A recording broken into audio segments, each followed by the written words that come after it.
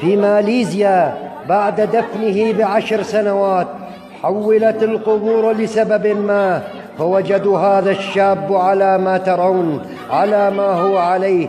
أتعرفون من هذا الشاب؟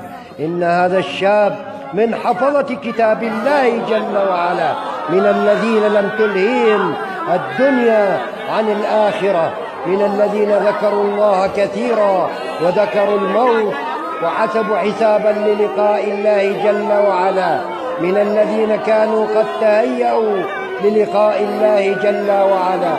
إنهم من عباد الله الصالحين المؤمنين الساجدين العابدين الحافظين التائبين.